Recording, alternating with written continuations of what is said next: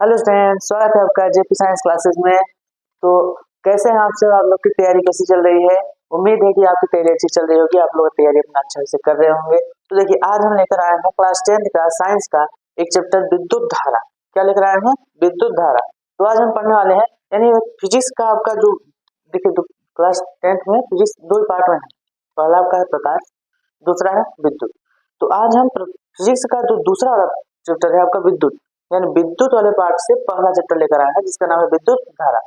तो आज हम क्लास 10 का पढ़ने वाले हैं विद्युत धारा चैप्टर। तो काफी पेन लेकर बैठ जाइए, ईमान से पढ़िए, एक एक चीज को हम पढ़ेंगे और आज पूरा चैप्टर कंप्लीट करेंगे एक ही वीडियो में। तो चलिए स्टार्ट करते हैं। आज हम पढ़ने वाले क्या पढ़ने वाले हैं? Class 10 science. और साइंस में क्या पढ़ेंगे हम? फिजिक्स। क्या पढ़ेंगे? फिजिक्स। तो देखिए, इसका नाम है आपका विद्युत धारा। क्या नाम है? विद्युत धारा। क्या बोलते हो? Electric current. तो आज हम इस चैप्टर को पूरा स्टार्ट करेंगे और कंप्लीट भी करेंगे। तो सबसे पहले हम पढ़ेंगे विद्युत धारा। ठीक है, विद्युत धारा क्या होता है हम इसको समझेंगे। इससे पहले हम सबसे पहले इसमें समझेंगे आवेश, कि आवेश क्या होता है। तो सबसे पहले हम क्या समझेंगे? सबसे पहले हम समझेंगे विद्युत आवेश। क्या पढ़ेंगे? विद्युत आवेश। कि आखिर विद्युत आवेश क्या होता है? देखिए, विद्युत आवेश क्या होता है? तो विद्युत आवेश क्या होता है? तो जो आवेश होता है, देखिए, आवेश पदार्थ का वह गुण है जिसके कारण उस पदार्थ के चारों तरफ विद्युत तथा चुंबकीय क्षेत्र उत्पन्न होता है, उसे क्या कहते हैं? आवेश कहते हैं। क्या कहते हैं? आवेश। यानी आवेश पदार्थ का एक गुण है जिसके कारण क्या होता है? उसके चारों तरफ विद्युतीय और चुंबकीय प्रभाव उत्पन्न होते हैं। क्या क्या उत्पन्न होते हैं? विद्युत तथा चुंबकीय प्रभाव उत्पन्न होते हैं। तो देखिए, इसका डेफिनेशन आपको इधर दिख जा रहा है कि विद्युत आवेश क्या होता है। इसको थोड़ा सा हम डिटेल कर दे रहे हैं आपको। देखो, अच्छा बताओ, आप पदार्थ जानते हो? पदार्थ क्या जानते हो? पदार्थ। तो आपको पता है, देखिए, पदार्थ छोटे छोटे कणों से मिलकर बना है, इसे कहते हैं परमाणु। क्या कहते हैं? परमाणु। अब आपको पता है कि परमाणु तीन चीजों से मिलकर बना है। कितने चीजों से मिलकर बना है? तीन चीजों से। कौन कौन से? इलेक्ट्रॉन, प्रोटॉन और न्यूट्रॉन। यानी आपका परमाणु तीन चीजों से मिलकर बना होता है, इलेक्ट्रॉन, प्रोटॉन और न्यूट्रॉन। तो अब देखिए, ये तीनों जो कण हैं, ये तीनों आपके मूल कण। ये तीनों क्या है? याद रखिएगा, प्रकृति के प्रकृति में तीनों क्या है? ये मूल कण। मूल कण। मूल कण मतलब क्या होता है? मूल कण मतलब होता है ये अन्य किसी पदार्थ से नहीं बनकर बने हैं, यानी वो सबसे छोटा पदार्थ जिससे सभी चीजें मिलकर बनी होती है, वह मूल कण क्या है आपके? यही तीनों, इलेक्ट्रॉन, प्रोटॉन, न्यूट्रॉन। यानी बिना इलेक्ट्रॉन, प्रोटॉन, न्यूट्रॉन के कोई भी पदार्थ प्रकृति में संभव नहीं। कोई भी पदार्थ आप देखेंगे सब किससे बने हैं? इलेक्ट्रॉन, प्रोटॉन और न्यूट्रॉन से। यानी क्या है? मूल कण। अब देखिए, जो आपका इलेक्ट्रॉन होता है इस पर होता है ऋण आवेश। क्या होता है? ऋण आवेश। जो प्रोटॉन होता है इस पर क्या होता है? आपका धन आवेश। और जो न्यूट्रॉन होता है कोई आवेश नहीं। यानी इलेक्ट्रॉन आपका कैसा होता है? ऋणावेश। प्रोटॉन कैसा होता है? धनावेश।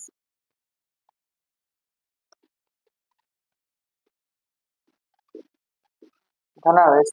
और आपका एक होता है न्यूट्रॉन, ये होता है उदासीन। कैसा होता है? उदासीन। यानी इसमें कोई भी आवेश नहीं होता।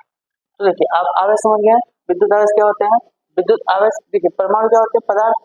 आप देखेंगे तो पदार्थ किसमें होते हैं? परमाणु से। अब परमाणुओं में तीन प्रकार के मूल कण हैं। कौन कौन? Electron, proton, neutron.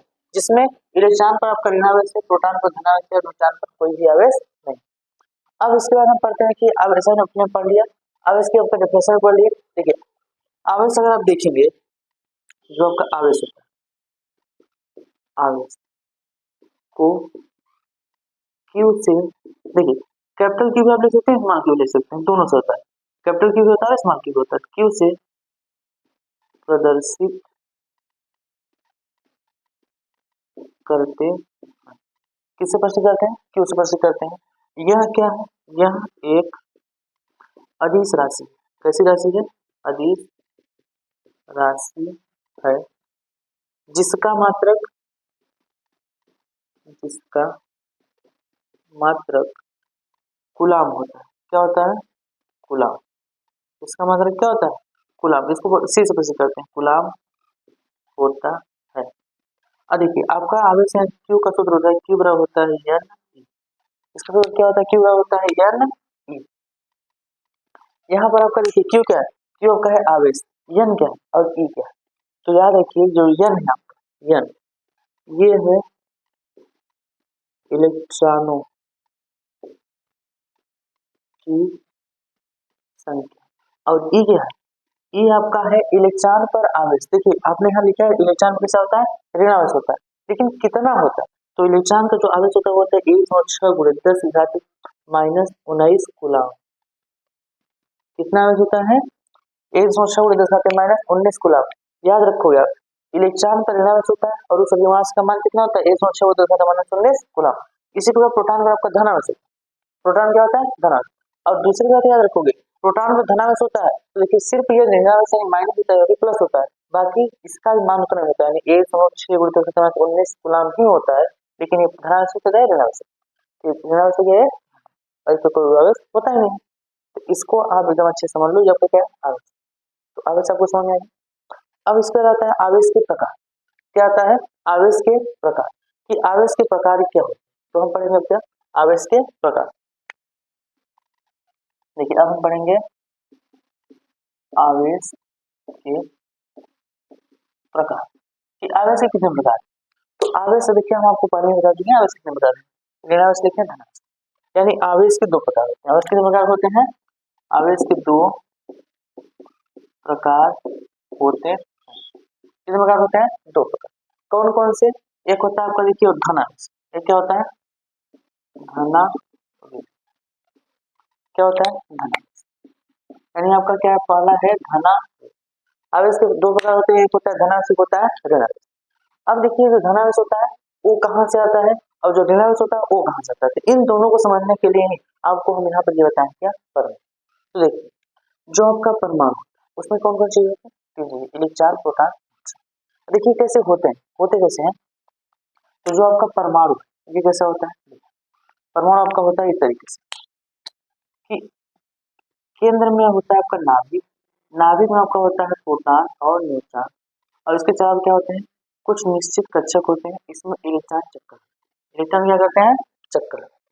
ये किसकी संरचना है, परमाणु की संरचना है। ये परमाणु क्या है संरचना, देखिए ये परमाणु संरचना है और इसमें जहां पर आपका ये क्या है, ये आपका है नाभिक, क्या है नाभिक, जिसमें आपका पीक मतलब प्रोटॉन और एन मतलब न्यूट्रॉन। पीक मतलब प्रोटॉन, एन मतलब न्यूट्रॉन। देखिए यहाँ पे लिखा है पीक मतलब प्रोटॉन, एन मतलब न्यूट्रॉन, और इलेक्ट्रॉन को इस दर्शाते हैं इस। तो प्रोटॉन और न्यूट्रॉन नाभिक के अंदर होते हैं, लेकिन ये ऐसे करके लिखते हैं जो सभी जगह फैले होते हैं, पूरा ऐसे बटे होते हैं नाभिक न्यूट्रॉन और प्रोटॉन। तो आपके न्यूट्रॉन प्रोटॉन नाभिक में होते हैं, इलेक्ट्रॉन से क्या होता है चक्कर लगाते हैं। दूसरी अभी आपको बताया कि जितना इलेक्ट्रॉन पर आवेश होता है उतना प्रोटॉन पर आवेश होता है। फर्क इतना होता है कि इलेक्ट्रॉन ऋणावेशित होता है, प्रोटॉन इलेक्ट्रॉन कैसा होता है ऋणावेशित, प्रोटॉन कैसा होता है धनावेशित। तो अब देखिए आपको क्या करना है धनावेशित, क्या देखना है कि कोई पदार्थ अगर धनावेशित है तो कैसे है और क्यों हुआ, कोई पदार्थ धनावेशित क्यों हुआ, तो उसको समझने के लिए देखो परमाणु ऐसे होता है, यानी इसमें जितने इलेक्ट्रॉन होते हैं प्रोटॉन, जितने इलेक्ट्रॉन होते हैं प्रोटॉन, अगर इलेक्ट्रॉन प्रोटॉन संख्या बराबर होती है तो ये कैसा होता है उदास, कैसा होता है उदास। लेकिन किसी कारणवश अगर इसमें से इलेक्ट्रॉन निकल जाए, इलेक्ट्रॉन क्या हो निकल, तो क्या हो जाएगा, देखो अगर इलेक्ट्रॉन निकल गया तो प्रोटॉन बढ़ जाएगा, यानी इलेक्ट्रॉन कम हो जाएगा प्रोटॉन अधिक हो जाएगा। तो प्रोटॉन कौन सा होता है धनावेश, तो प्रोटॉन जब अधिक हो जाएगा इलेक्ट्रॉन कम हो जाएगा तो प्रोटॉनों का आवेश बढ़ जाएगा, यानी क्या हो जाएगा। तो जो आपका धनावेश होता है वो क्या होता है, किसी पदार्थ पर इलेक्ट्रॉनों की कमी के कारण, किसके कारण इलेक्ट्रॉनों की कमी के कारण जो उत्पन्न आवेश होता है, उत्पन्न आवेश क्या होता है धनावेश कहलाता है। क्या कहलाता है धन। एग्जाम्पल आप देखिए, देखिए सिंपल, जैसे आपके पास मान लीजिए एक तत्व है सोडियम, क्या है सोडियम, देखिए ये Na क्या होता है आपको पता है सोडियम, और आपको पता है सोडियम का परमाणु क्रमांक कितना होता है 11, सोडियम परमाणु में कितना होता है 11। तो देखिए इसमें परमाणु में कितना है 11, इसका मतलब इसके अंदर 11 प्रोटॉन है 11 न्यूट्रॉन, कितने 11 प्रोटॉन 11 न्यूट्रॉन, यानी सोडियम के अंदर कितने प्रोटॉन है देखिए इसमें 11 प्रोटॉन है और बराबर 11 इलेक्ट्रॉन। इलेक्ट्रॉन और प्रोटॉन क्या है, बराबर, यानी इसमें 11 प्रोटॉन है 11 इलेक्ट्रॉन। जब इसमें हम क्या करते हैं, देखो इलेक्ट्रॉन को निकाल देते हैं, इलेक्ट्रॉन क्या करते हैं, निकाल तो अगर इलेक्ट्रॉन निकाल दिया, मान लो एक इलेक्ट्रॉन निकालते हैं तो क्या हो जाएगा, ये क्या हो जाएगा 10 इलेक्ट्रॉन, जब तीनों के लिए रहेंगे 11 प्रोटॉन निकाल। देखो प्रोटॉन संख्या अधिक, इलेक्ट्रॉन संख्या कम। अभी बताओ अगर प्रोटॉन अधिक है तो इसको क्या होता है, धनात्मक होता है, इस कारण आपका क्या हो जाता है, सोडियम धनात्मक हो जाएगा। यानी किसी पदार्थ पर अगर आपको धनात्मक देखना है तो सिंपल से याद रखोगे, किसी पदार्थ में इलेक्ट्रॉन की कमी हो गई तो उसका क्या होता है, उस पर धनात्मक क्या हो जाएगा, धनात्मक। इसी प्रकार अगर आप देखोगे दूसरा क्या है, आपका दूसरा है ऋणात्मक, क्या है, ऋणावेश। आखिर ऋणावेश तो ऋणावेश क्या होता है, देखो किसी पदार्थ पर अगर क्या हो जाए, किसी पदार्थ पर इलेक्ट्रॉन की अधिकता हो जाए, क्या हो जाए, अधिकता हो जाए तो पदार्थ कैसा हो जाता है, पदार्थ ऋणावेशित हो जाता है। कैसा हो जाता है, ऋणावेशित हो जाता है। याद रखोगे अगर किसी पदार्थ में क्या हो जाए, इलेक्ट्रॉन की अधिकता हो, इलेक्ट्रॉन बढ़ जाए, देखो जैसे यहाँ से मैं इलेक्ट्रॉन निकाल दिया तो इलेक्ट्रॉन कम हो गया था, प्रोटॉन ज्यादा हो गया था, और यहाँ पे इलेक्ट्रॉन रख दे दी तो अगर इलेक्ट्रॉन यहाँ 10 में 12 हो गया तो कोई इलेक्ट्रॉन था, एक इलेक्ट्रॉन दे दी तो 12 हो गया। अब बताओ कौन बढ़ गया, इलेक्ट्रॉन बढ़ा प्रोटॉन। अब आपका बढ़ गया है इलेक्ट्रॉन, इलेक्ट्रॉन मतलब आवेश, इलेक्ट्रॉन का आएगा, इलेक्ट्रॉन का सौदा आवेशित, अगर ई ज्यादा है तो आपका इसका क्या हो जाएगा, ऋण आवेश हो जाएगा, यानी उस पर कौन सा आवेश बन जाएगा, ऋण, क्या बन जाएगा, ऋण। समझ आ गया। देखिए इसको आप एक उदाहरण से समझ सकते हैं, इसको अगर सकते एक उदाहरण समझो, इसको हम एक उदाहरण आपको दे रहे हैं। देखिए उदाहरण, उदाहरण क्या है, आप दो चीजें लो, कितनी चीजें, दो चीजें, देखो एक लो आप रेशम, क्या लोगे आप, रेशम का धागा तथा कांच की छड़, दो चीजें आपने लिया, क्या क्या, एक लिया आपने रेशम का धागा, दूसरा लिया कांच की छड़। अब इन दोनों को एक दूसरे पर रगड़ो, यानी जब आप कांच की छड़ को रेशम के धागे पर रगड़ते, कांच की छड़ को रेशम के धागे पर रगड़ते तो इसमें क्या होता है, देखिए इसमें आपका कांच कैसा हो जाता है, धनावेशित, कैसा हो जाता है, धनावेशित, और आपका जो रेशम है, रेशम क्या हो जाता है, रेशम हो जाता है आपका ऋणावेशित, कैसा हो जाता है,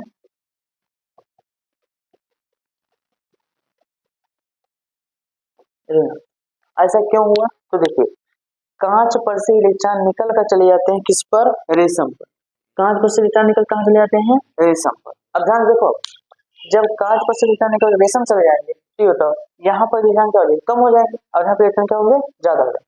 तो जहां इलेक्ट्रॉन कम होते हैं वहां धनावेश उत्पन्न हो जाता है, और जहां इलेक्ट्रॉन ज्यादा होते हैं वहां पर ऋणावेश उत्पन्न होता है। क्या उत्पन्न हो जाता है, ऋणावेश। ठीक। जहां पर इलेक्ट्रॉन क्या होते हैं, कम हो जाते हैं, कमी आ गई, देखो इलेक्ट्रॉन क्या हो गई, कमी आ गई, जब कमी आ गई क्या हो जाएगा, धनावेश, यानी ये क्या हो गया, धनावेश। और जहां पर इलेक्ट्रॉन देखो यहाँ से यहाँ चला गया तो ज्यादा हो गया ना, इलेक्ट्रॉन क्या हो गया, अधिकता हो गई, इलेक्ट्रॉन क्या हो गई, देखो दूसरे में आप क्या लिखे हो, पहले में आप लिखे थे कमी है, दूसरे में क्या लिखे हो आप, अधिकता। जब अधिकता हो जाती है तो क्या हो जाता है, ऋणावेश। समझे, ये थे आवेश के प्रकार, आवेश कैसे उत्पन्न होता है, समझ आ गया। चलिए इसको नोट कर लीजिए, हम बढ़ते हैं इसके अगले टॉपिक की ओर जिसका नाम है विद्युत धारा, जिसका क्या नाम है, विद्युत धारा। तो जल्दी से इसको नोट कीजिए, हम आगे बढ़ते हैं आगे टॉपिक की ओर। चलिए अब हम क्या पढ़ेंगे, अब हम पढ़ेंगे विद्युत धारा। देखिए विद्युत धारा क्या होता है, तो आपको पढ़ना क्या है, विद्युत धारा। देखिए आपका चैप्टर नाम भी क्या था, विद्युत धारा। देखिए चैप्टर नाम विद्युत धारा था, तो आपको सबसे पहले विद्युत धारा पढ़ना चाहिए था कि चैप्टर पढ़े विद्युत धारा, लेकिन विद्युत धारा समझने के लिए आपको जो पढ़ाया गया आवेश वो जरूरी है।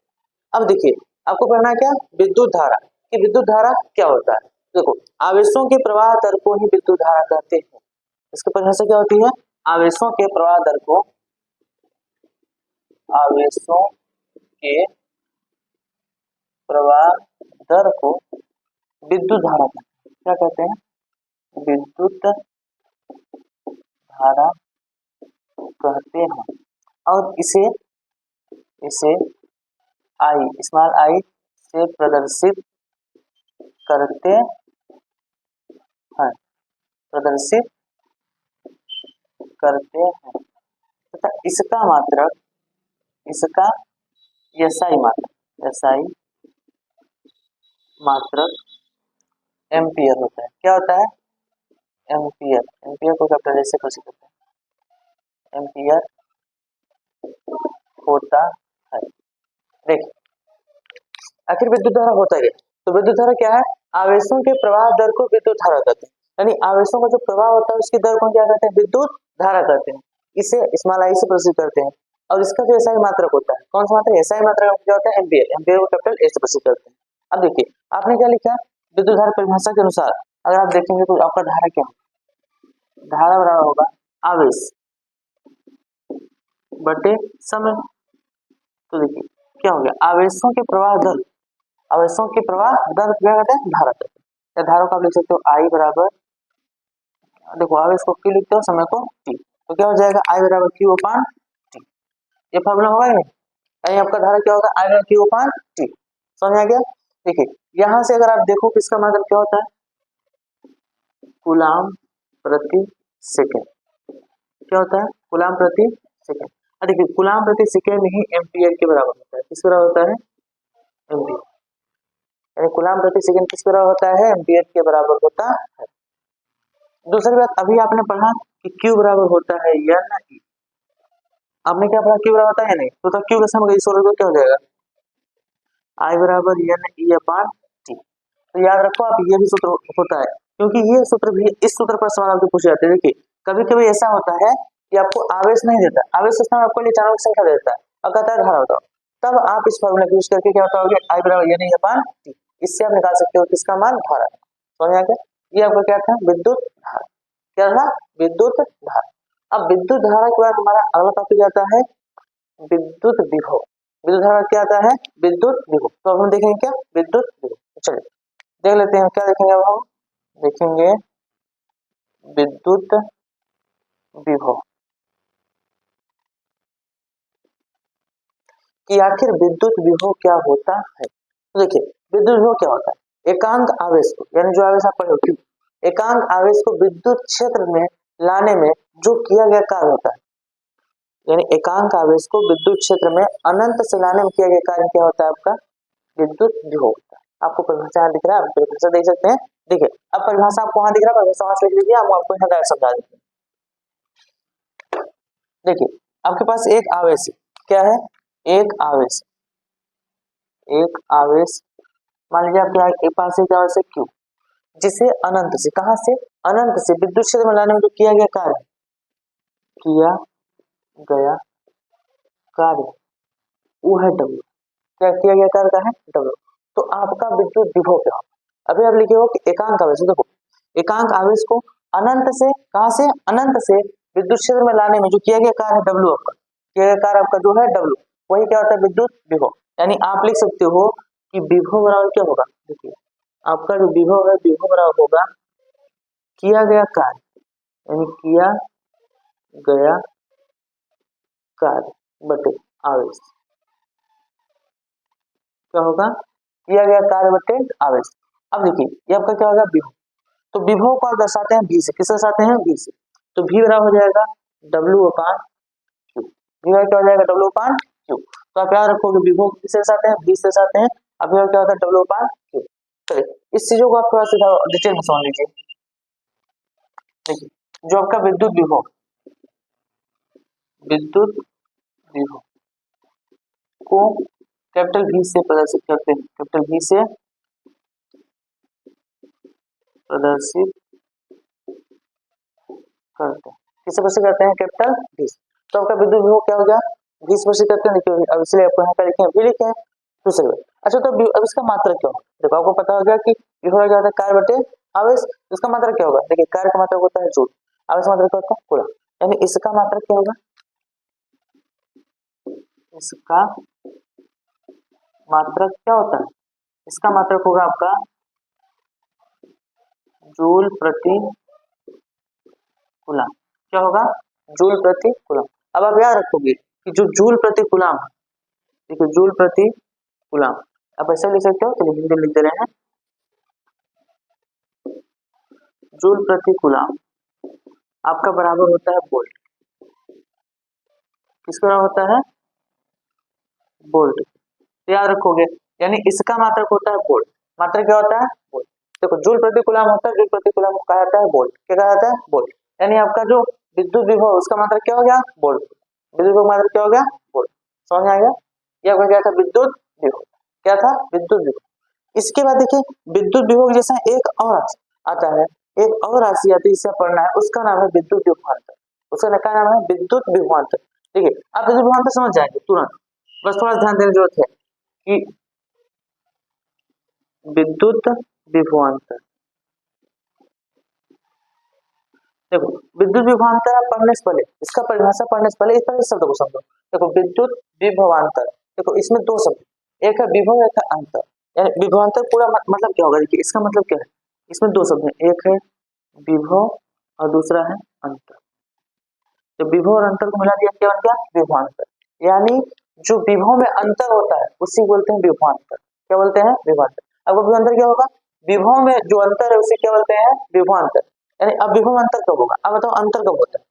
जब आपके पास दो चीजें, समान प्रकार की दो चीजें, तो उनमें आप देखते हो क्या अंतर है, होता है ना। तो यहाँ पर आपका क्या है? विभव। अब देखिए विभव जो होता है, आप लिखे हो कि किसी भी आवेश को कहाँ से ले जा रहे हैं? अनंत से ले जा रहे हैं, क्या अगर डब्ल्यू का करना पड़े तो विद्युत। अब विभवांतर क्या होगा? तो देखो विभवांतर में एकदम सिंपल सा होता है, पर मुझे देख लो कि एकांक आवेश को किसी विद्युत परिपथ में एक बिंदु से दूसरे बिंदु पर ले जाने में जो कार्य करना पड़ता है उसी बोलते हैं विद्युत विभवांतर। क्या बोलते हैं? विद्युत विभवांतर। देखो जैसे कोई परिपथ है, किसी परिपथ में आपको आपके पास एक क्यू आवेश है, वो बिंदु देखिए ए था, कहाँ था? ए। बिंदु ए से इसको ले गए हम बी तक, कहाँ तक ले गए? बी तक। यानी किसी परिपथ में एकांक आवेश क्यू को बिंदु ए से बी तक ले गए, तो इसमें कुछ ना कुछ कार्य करना पड़ा, कुछ ना कुछ कार्य करना पड़ेगा। तो जो कार्य करना पड़ा वो हो गया आपका डब्ल्यू ए बी। देखिए डब्ल्यू मतलब कार्य, ए बी मतलब ए और बी के बीच का। डब्ल्यू ए बी मतलब क्या हो गया? ए और बी के बीच किया गया कार्य। तो आपका जो विद्युत विभवांतर होगा, यानी देखिए क्या लिखेंगे? विद्युत विभवांतर। ये भी क्या होगा आपका? कार्य बटे आवेश। अब देखो आप क्या लिखो? विद्युत विभवांतर। विभवांतर मतलब विभव में अंतर। ये बताओ कहाँ से कहाँ तक देखना है आपको? ए से बी। कहाँ से देखना है? ए से बी। यानी आपका जो विभवांतर होगा, देखिए विभवांतर जो होगा आपको, देखो विभवांतर को भी भी से दर्शाते हैं। किससे दर्शाते हैं? भी से। तो आपका विभवांतर जो होगा भी, ये आपका होगा क्या? W A B upon Q. क्या होगा? W A B upon Q. आप ये बताओ कि विद्युत विभवांतर क्या है? विभव में अंतर ही तो है, यानी आपका विभव में क्या है? अंतर है। अगर विभव अंतर है कैसे? भी से, तो भी क्या होगा? भी W A B upon Q. समझ आ गया कि जब एक आवेश को बिंदु ए से बी तक ले जाते हैं, इसमें कुछ ना कुछ कार्य करना पड़ेगा इसको यहाँ से यहाँ तक ले जाने में। तो जो किया गया कार्य होता है उसे क्या कहते हैं? विद्युत विभवांतर। यानी भी बराबर होगा डब्ल्यू ए बी अपान। समझ आ गया? अच्छा तो विभवांतर वही है, तो इसका मात्रा क्या बदल जाएगा? मात्रा बदल जाएगा? नहीं, मात्रा भी बढ़ेगा। इसका मात्रा भी क्या होगा? इसका मात्रक क्या होगा? मात्रक इसका होगा वोल्ट। मात्रक क्या होगा? वोल्ट। तो इसका मात्रक क्या होगा? वोल्ट। समझ आ गया? चलिए इसको नोट कर लीजिए, हम आगे चलिए। इसके आगे हम पढ़ते हैं, देखिए इसके आगे सबसे बहुत ही महत्वपूर्ण टॉपिक है आपका ओम का नियम। ओम का नियम, देखिए ओम का नियम बहुत ही ज्यादा महत्वपूर्ण है इस चैप्टर के लिए, क्योंकि इस चैप्टर में सबसे ज्यादा क्वेश्चन जिससे पूछे जाते हैं वो है आपका ओम का नियम। तो आइए देखते हैं कि ओम का नियम क्या है। क्या देखना है हमको? ओम का नियम। क्या देखना है? ओम का नियम। कि ओम का नियम किसे कहते हैं? तो देखिए ओम का नियम किसे कहते हैं, तो किसी भी चालक में प्रवाहित होने वाली धारा, उस चालक के सिरों पर जो विभवांतर होता है, विभव में अंतर, अभी आपने देखा विभवांतर किसे कहते हैं? दो बिंदुओं के बीच के विभव में अंतर जो होता है वही विभवांतर होता है। यानी किसी चालक में प्रवाहित होने वाली धारा, उसके दोनों सिरों के मध्य जो उत्पन्न होना विभवांतर होता है, उस विभवांतर के अनुक्रमानुपाती होता है। कैसा होता है? अनुक्रमानुपाती। यानी धारा का मान जितना ज्यादा होगा विभवांतर उतना अधिक होगा। यानी ओम का नियम क्या है कि देखिए ओम का नियम होता है यदि किसी चालक की भौतिक अवस्था, कौन सी अवस्था? भौतिक अवस्था। अब देखिए भौतिक अवस्था क्या होता है आपका? भौतिक अवस्था में जैसे आता है चालक का ताप, दाब, आदि। क्या क्या? ताप, दाब, आदि। अगर ये भौतिक अवस्थाएं कैसी हो, स्थिर हो तो जो चालक में प्रवाहित जो धारा है, चालक में प्रवाहित धारा आई, उसके सिरों के बीच जो विभवांतर उत्पन्न होता है, उसके सिरों के बीच जो आपका विभवांतर उत्पन्न हो रहा है, विभवांतर के क्या होता है, अनुक्रमानुपाती होता है। कैसा होता है, अनुक्रमानुपाती होता है। कैसा होता है, अनुक्रमानुपाती। यानी अगर कोई चालक है तो जो चालक है उसमें जो प्रवाहित होने धारा है आई, जो चालक प्रवाहित होने धारा आई है, यह उस चालक के बीच जो विभवांतर है उसकी क्या होता है, अनुक्रमानुपाती होता है। कैसा होता है, अनुक्रमानुपाती। देखिए अब आपको पता है कि अनुक्रमानुपाती का क्या है चिन्ह, ये क्या है अनुक्रमानुपाती का चिन्ह। लेकिन आप जब किसी सूत्र को लिखते हो तो बराबर के रूप में होता है। किस रूप में होता है, बराबर के रूप में। तो देखिए यहाँ पे आपका क्या अनुक्रमानुपाती, तो अनुक्रमानुपाती का चिन्ह हटाएंगे, इसमें कोई नियतांक का गुणा कर देते हैं। देखिए इसमें हम एक नियतांक का गुणा कर देते हैं, इसका नाम है आर इंटू आई। देखिए जब हमने इसमें आर का गुणा किया तो ये आपका अनुक्रमानुपाती बदल गया बराबर में।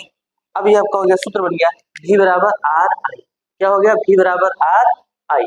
इसी को ओम का नियम कहा, इसे क्या कहा जाता है, ओम का नियम। तो देखो आप पढ़ क्या रहे हो, ओम का नियम, तो इसको आप याद रखोगे। देखिए ये बहुत छोटा टॉपिक है, लेकिन ये अक्सर हर बार पूछ लिया जाता है, कभी परिभाषा पूछ लिया जाता है, कभी सूत्र पूछ लिया जाता है। तो आपको इसको एकदम अच्छे से नोट करना है कि देखिए कोई अगर चालक है, जैसे आपके पास एक चालक है, तो उस चालक में जो धारा प्रवाहित हो रही है, वो धारा उन चालक के जो सिरे हैं, इन दोनों सिरों को कुछ ना कुछ विभवांतर उत्पन्न होगा, उस विभवांतर के अनुक्रमानुपाती होता है, यानी v के अनुक्रमानुपाती होता है। अब धारा आपका जो है विभवांतर क्या है, अनुक्रमानुपाती। तो इसको अनुक्रमानुपाती चिन्ह है, क्या कर दो, बराबर कर दो, v क्या हो जाएगा, आर आई। समझ आ गया। अब इसके बाद यहाँ पर अब बात आती है आर क्या, तो आप आर का क्या है, देखिए आर यहाँ पर क्या है, नियतांक। क्या है, नियतांक। और जो वास्तव में क्या है, तो वास्तव में है प्रतिरोध। क्या है, प्रतिरोध। वास्तव में आपका जो आर क्या है, प्रतिरोध। किसका, चालक का। चालक का क्या है, प्रतिरोध। अब आप कहोगे प्रतिरोध क्या है, तो अब हम पढ़ेंगे क्या, प्रतिरोध। थोड़ा सा आप देख लो प्रतिरोध क्या होते हैं, क्योंकि आपको ये समझ आएगा ना ओम का नियम। देखो याद रखो, आपका ओम का नियम इतना नहीं, इससे ज्यादा ओम का नियम नहीं। ओम का नियम क्या होता है, v अनुपाती होता है आई के, v बराबर आर। समझ आएगा। अब यहाँ पर आर क्या है, तो आर को देख लो, आर आपका क्या है, नियतांक, एक प्रतिरोध। अब प्रतिरोध होता क्या, तो हम पहले देख लेते हैं क्या प्रतिरोध। तो बताइए प्रतिरोध क्या होता है। तो देखिए प्रतिरोध क्या होता है, किसी चालक में जब धारा प्रवाहित होती है तो चालक क्या करता है, उस धारा के प्रवाह में कुछ न कुछ अवरोध उत्पन्न करता है, तो धारा को प्रवाह में कुछ रुकावट पैदा करता है। क्या पैदा करता है, रुकावट। तो इसी रुकावट को ही कहा जाता है प्रतिरोध। क्या कहा जाता है, प्रतिरोध। यानी किसी चालक में क्या होता है, देखिए किसी चालक में प्रवाहित धारा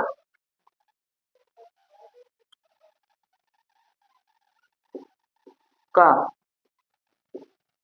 चालक द्वारा जो विरोध होता है, चालक द्वारा उत्पन्न विरोध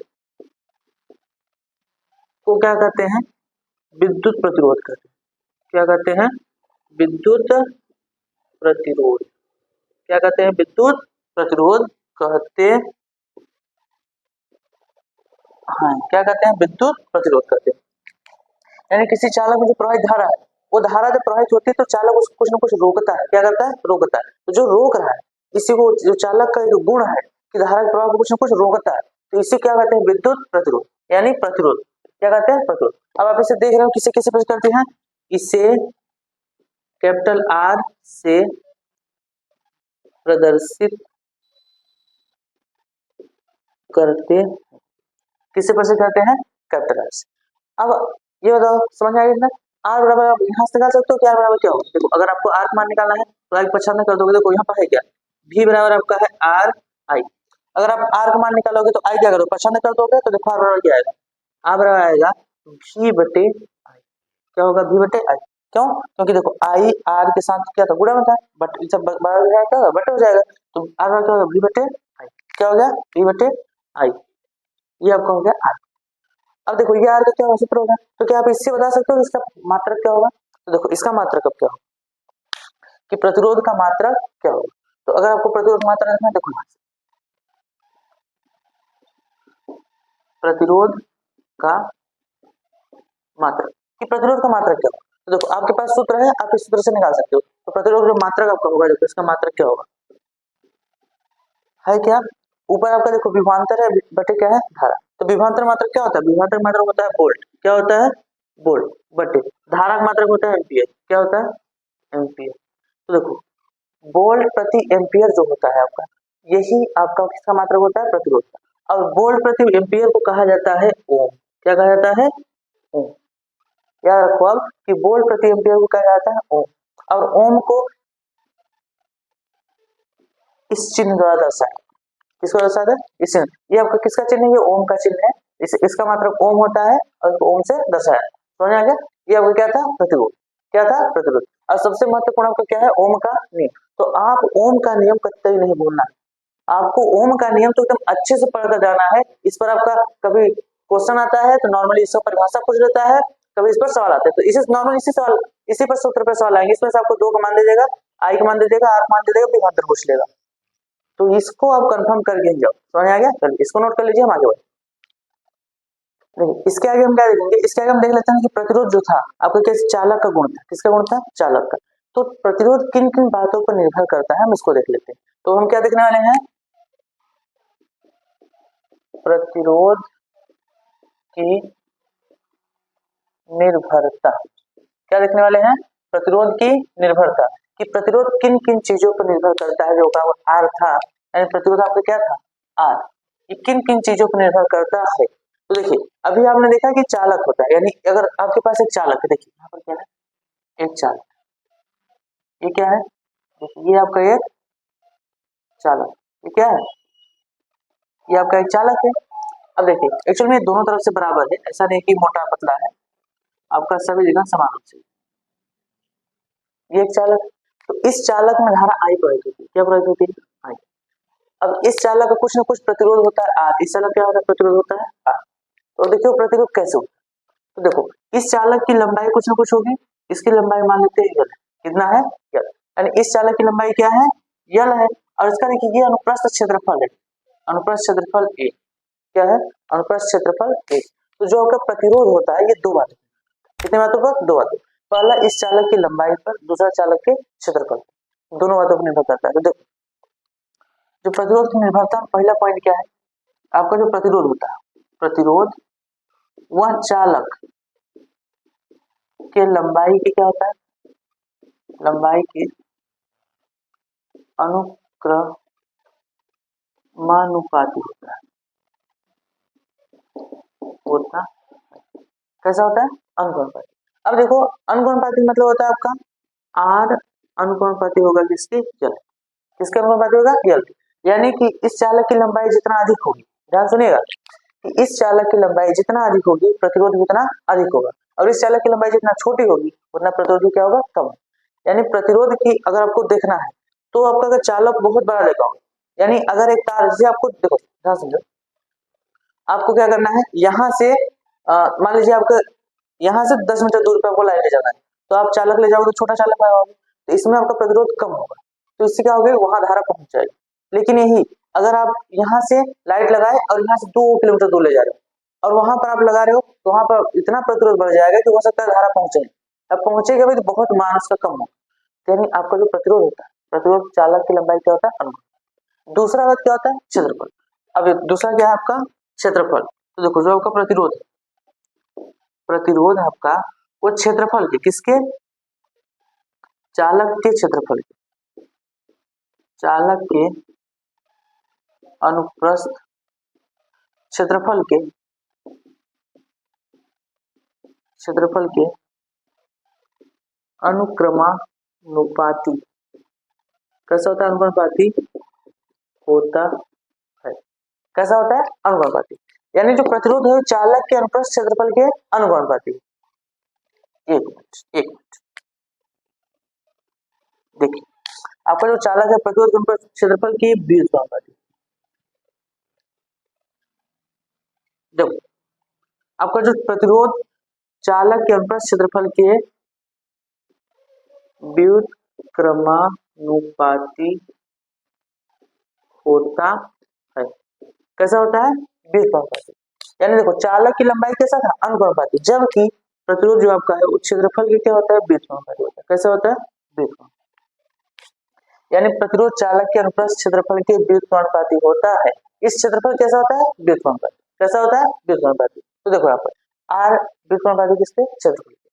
अगर अब आप इसे क्या समझो, इसे देखो क्या समझ रहे हो, अगर चालक आप मोटा लो, चालक कैसा लोगे? मोटा, तो उसका प्रतिरोध कम होगा, उसका प्रतिरोध क्या होगा? कम होगा। वहीं अगर आप चालक क्या लोगे? पतला लोगे, पतला लोगे तो क्षेत्रफल क्या हो जाएगा? कम हो जाएगा। अगर क्षेत्रफल कम हो जाएगा तो प्रतिरोध बढ़ जाएगा। तो याद रखो, अगर मोटा तार होता है तो उसका प्रतिरोध कम होता है, जबकि अगर पतला तार है तो उसका प्रतिरोध ज्यादा होता है। मोटा तार प्रतिरोध कम, अब पतला तार प्रतिरोध ज्यादा। क्यों? क्योंकि प्रतिरोध क्या होता है? उसके क्षेत्रफल के व्युत्क्रमानुपाती। समझ आया? अच्छा, तो इन दोनों समीकरणों को हम मिला दें। देखो आपका एक समीकरण पहले ये बना है, समीकरण दूसरा ये बना। अगर दोनों समीकरणों को हम मिला दें तो क्या होगा? तो देखो आप यहाँ लिख सकते हो समीकरण 1 तथा समीकरण 2 को मिलाने पर अगर मिलाओगे क्या होगा? देखो आर अनुक्रमानुपाती होगा यल अपान एक। अब ध्यान से देखो यहाँ फिर से क्या आएगा? अनुक्रमानुपाती चिन्ह आएगा। अगर अनुक्रमानुपाती चिन्ह आएगा तो उसको हटाने के लिए क्या करोगे? आप कोई ना कोई नियतांक का गुणा करोगे नहीं, तो नियतांक का गुणा करोगे क्या होगा? देखो आर बराबर रो यल अपान ए, यानी यहाँ पर देखिए रो आपका एक नियतांक है, इसका गुणा कर दिए तो क्या हो गया आपका? बराबर, यानी आर बराबर हो गया रो यल अपान ए। अब जहां रो क्या है तो देखो आप यहाँ क्या लिखोगे? जहां आपका जो रो है वो आपका नियतांक होगा। अब ये है क्या? तो आपका रो क्या है? रो आपका है विशिष्ट प्रतिरोध, विशिष्ट प्रतिरोध। रो क्या है? विशिष्ट प्रतिरोध। ये विशिष्ट प्रतिरोध क्या होता है? देखिए चालक का गुण, विशिष्ट प्रतिरोध क्या होता है? किसी भी चालक का गुण होता है आपका क्या? विशिष्ट प्रतिरोध। इसका मान निश्चित होता है, इसका मान क्या होता है? निश्चित, इसलिए क्या है? एक नियतांक। तो आपका रो क्या है? एक विशिष्ट प्रतिरोध है, तो आपका आर क्या होगा? रो एल अपान, क्या हो गया? रो एल अपान ए। समझ आ गया? ये आपका क्या था? सिंपल सा था ओम का नियम, ओम के नियम का प्रतिरोध की निर्भरता। इतना आप पढ़ लिए। अब देखिए इन्हीं पर हम एक सवाल करते हैं कि आखिर इस पर सवाल कैसे पूछता है, क्योंकि देखिए आपका एग्जाम में आपका क्वेश्चन आता है नॉर्मली लिखने के लिए, साथ ही इसके कुछ सवाल भी आता है, तो इसका हम कुछ सवाल का प्रैक्टिस कर लेते हैं। देखो आपको एक क्वेश्चन, क्वेश्चन क्या है?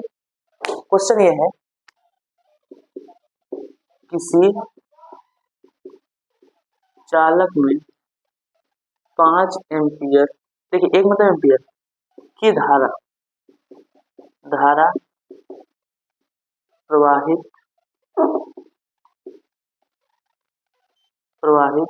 हो रही है। यदि इसका प्रतिरोध, यदि इसका प्रतिरोध 4 ओम हो, कितना हो? 4 ओम, तब विभवांतर ज्ञात कीजिए। क्या याद करना है? विभवांतर। तो भैया आपका एक क्वेश्चन है कि किसी चालक में 5 एम्पीयर की धारा प्रवाहित हो रही है, यदि इसका प्रतिरोध 4 ओम हो तब विभवांतर ज्ञात कीजिए। क्या याद करना है? विभवांतर। तो देखो इसको ज्ञात करने के लिए आपको एकदम सरल तरीका अपनाना है। आज आप अगर किसी भी क्वेश्चन को करना है, देखो अगर फिजिक्स का क्वेश्चन आपको करना है तो उसके लिए एकदम एक सरल तरीके, एकदम सरल तरीके बताएंगे। आज हम आपको बताएंगे जेपी स्टार। देखो जेपी स्टार से आप किसी भी क्वेश्चन को मात्र 2 मिनट के अंदर कर लो, 2 मिनट से भी कम लगेगा। देखो कैसे? सबसे पहले आप क्वेश्चन को इत्मीनान से पढ़ो कि क्वेश्चन कहाँ है, और क्वेश्चन पढ़ने के बाद देखिए जेपी स्टार क्या है आपका? क्वेश्चन को 3 स्टेप में करना है। कितने स्टेप में करना है? 3 स्टेप में। और 3 स्टेप में क्या होगा? स्टेप नंबर फर्स्ट, देखो क्या है? Step number first, step number first है आप क्वेश्चन को आराम से पढ़ो, इसमें कुछ करना नहीं, बस आप क्वेश्चन को आराम से पढ़ो और उसमें देखो किसका किसका मान दिया उसको रखो। तो क्या होगा? किसी चालक में 5 एम्पीयर की धारा प्रवाहित हो रही, देखो आपको क्या धारा प्रवाहित हो रही, धारा का मतलब आई के मान, तो आई के मान क्या होगा? आई के मान आपको दिया है कितना? 5 एम्पीयर। देखो आई के मान कितना दिया? 5 एम्पीयर। इसी प्रकार आगे पढ़ो आप, यदि इसका प्रतिरोध 4 ओम, देखो आपको कहा है प्रतिरोध कितना? 4 ओम, यानी आर का मान आपको दिया है कितना? 4। कितना दिया है? 4। अब उसके बाद देखो क्या कहा? तब विभवांतर ज्ञात, क्या कहा है? विभवांतर ज्ञात। तो आपको लास्ट में पूछा विभवांतर ज्ञात करना है, भी मान क्या करना है, विभवांतर ज्ञात करना है। देखो यहाँ से पूछा है, 2 मान दिया है, क्या क्या है पूछा, तो इसको अगर सॉल्व करना है तो क्या करोगे, देखो दूसरा आपका स्टेप फर्स्ट खत्म, अब स्टेप सेकंड देखो। स्टेप सेकंड क्या है, स्टेप सेकंड एकदम सिंपल सा है, आप ये देखो कि इसका सूत्र क्या होगा, तो बताओ भी बराबर आप एक सूत्र पढ़े हो अभी, भी बराबर क्या पढ़े हो, आर आई, क्या पढ़े हो, आर आई, भी बराबर क्या होता है, आर आई। स्टेप सेकंड आपका खत्म, स्टेप सेकंड इतना था, कौन सा सूत्र लग गया, फिर आपका स्टेप थर्ड, स्टेप थर्ड क्या है, आप देखो अब आपको इसे निकालना है, भी निकालना है, आर आई को रखना है, तो देखो इन दोनों के साथ में इनका मान रख दो, बस उसको सॉल्व कर दो, ये आपका स्टेप थर्ड था।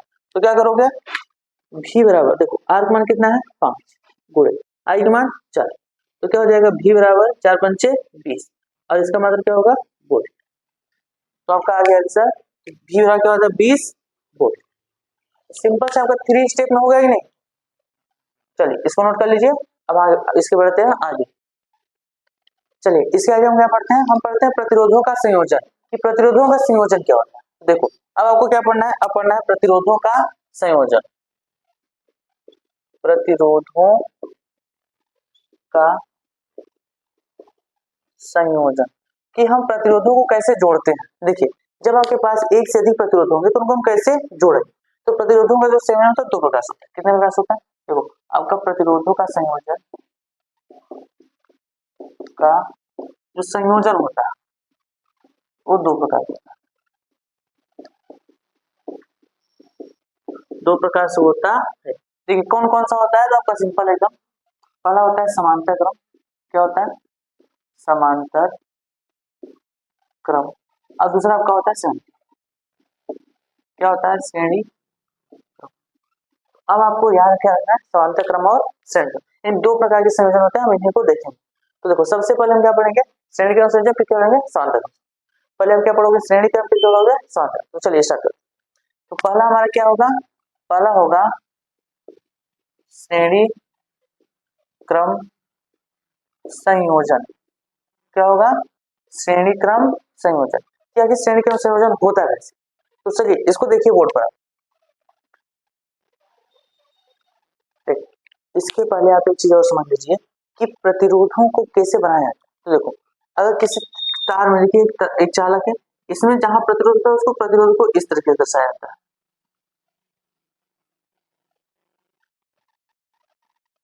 देखिए ये आपके जो बनेंगे प्रतिरोध है, इन्हें प्रतिरोधों को कैसे दर्शाया जाता है, तो प्रतिरोधों को इस तरह से दर्शाया जाता है ऐसे। अब देखिए इस प्रतिरोध को हम क्या कर रहे हैं, एक बैटरी से जोड़ा है, किससे जोड़ा है, बैटरी से। तो याद रखो कि बैटरी को देखिए इस प्रकार दर्शाते हैं, एक प्लस एक माइनस, क्योंकि आपको बताओ बैटरी में क्या होता है, प्लस माइनस होता है नहीं, बैटरी में प्लस माइनस होता है नहीं, देखो बैटरी में प्लस माइनस होता है, क्या रखना प्लस वाले को बड़े से दर्शाते हैं, छोटे वाले को मतलब माइनस वाले को छोटे से। ये आपका क्या है बैटरी है, बैटरी क्या होगा, अब इसको देखो बैटरी को भी वोल्ट से दर्शाओ, बैटरी कितना विभवांतर है भी आपका क्या है विभवांतर, भी क्या है विभवांतर, ये विभवांतर भी वोल्ट की बैटरी से लगा दिए हैं उसमें, विभवांतर जो दे रहा है। अब देखिए इसके कारण इसमें क्या होगी, धारा जाएगी, धारा आई, क्या जाएगी धारा आई। तो देखिए ये आपका है प्रतिरोध, इसका नाम देते हैं R1, ये आपका दूसरा प्रतिरोध R2, ये तीसरा प्रतिरोध इसका देते हैं R, क्या देते हैं R। ये आपके क्या है 3 प्रतिरोध। अब आप देखो ध्यान से, ये 3 प्रतिरोध एक ही तार में जुड़ेंगे नहीं, मतलब एक प्रतिरोध फिर दूसरा प्रतिरोध फिर तीसरा, ये एक के तार में जुड़ेंगे। जब प्रतिरोध एक ही तार में जुड़े होते हैं तो इस प्रकार के क्रम को, इस प्रकार के संयोजन को कहते हैं श्रेणी क्रम संयोजन। क्या कहते हैं, श्रेणी क्रम संयोजन। श्रेणी क्रम संयोजन समझ आया कि जब प्रतिरोध एक ही तार में, किसमें तार में, एक के तार में, एक के तार में सभी प्रतिरोध लगे हों तो होते हैं श्रेणी क्रम, किसमें होता है श्रेणी क्रम, समझ आया।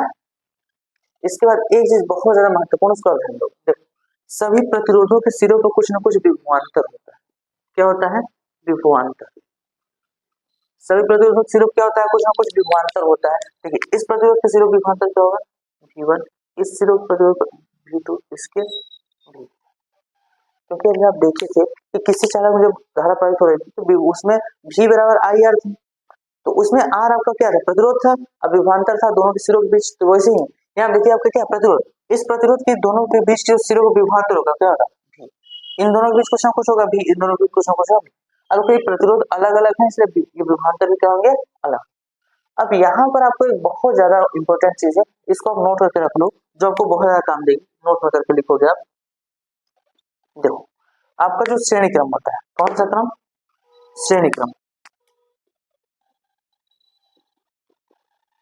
श्रेणी क्रम, श्रेणी क्रम में क्या होता है? देखिए आपका श्रेणी क्रम में जो धारा होती है, धारा सभी प्रतिरोध, सभी प्रतिरोध में समान होती है। यानी ध्यान रखो, आपका ये क्या है?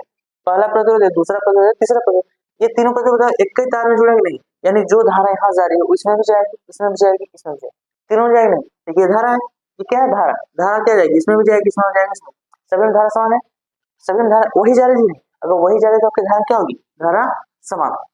लेकिन आपका जो देखो विभवांतर होता है, विभवांतर सभी प्रतिरोध का,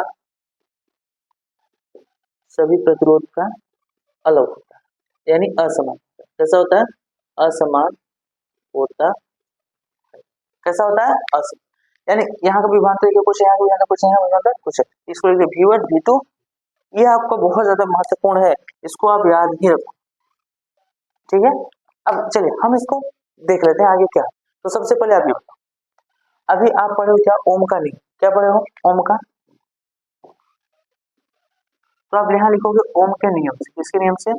ओम के नियम से। तो बेटा ओम का नियम क्या था?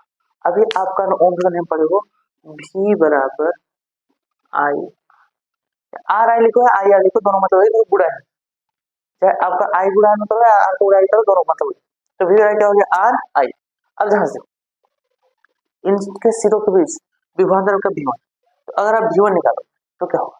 तो देखो आप यहाँ से निकालोगे जब V1, तो V1 क्या होगा?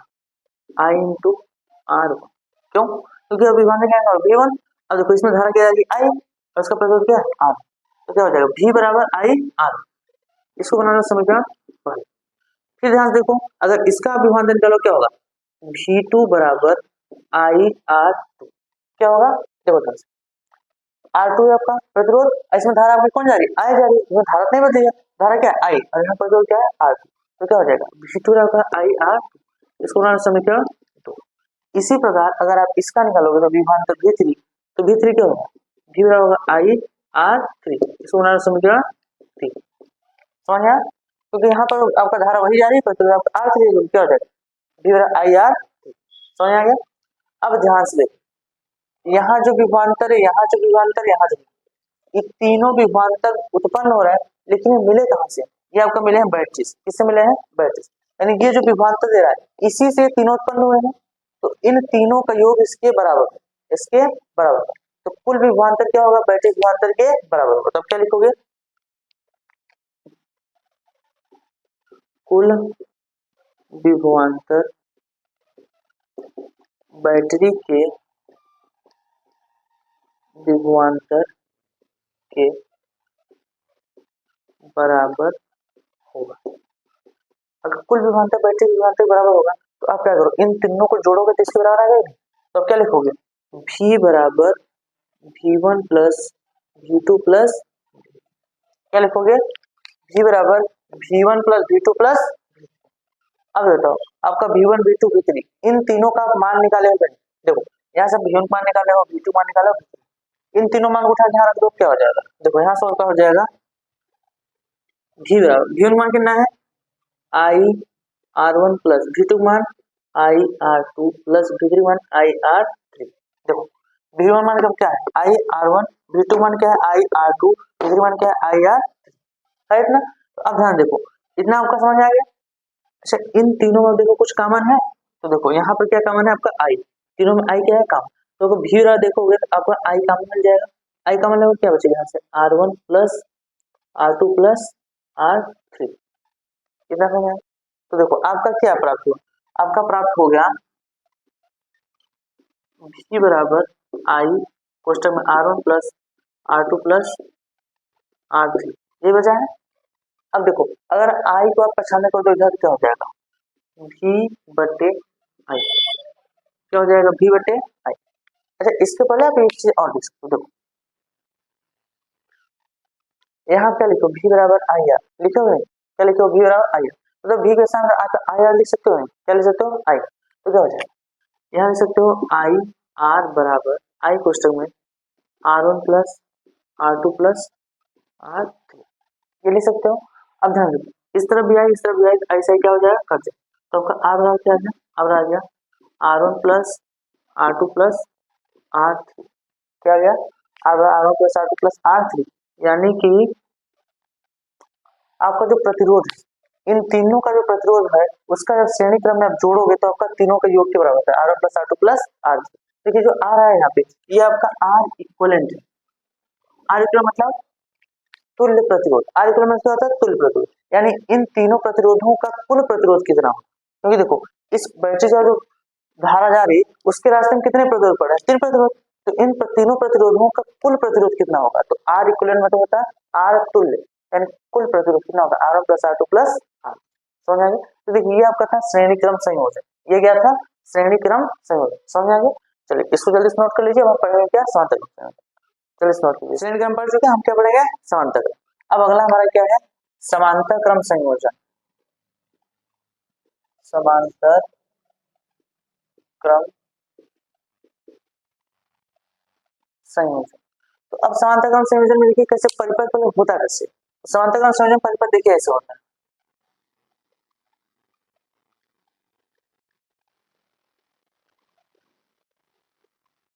देखिए एक आपका प्रतिरोध यहाँ हो गया, दूसरा प्रतिरोध यहाँ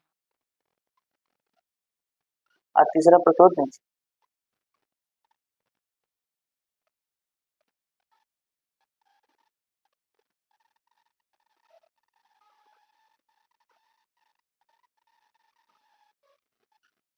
अब देखिए ये एक सेल जुड़ गया, किससे जुड़ गया, एक सेल से,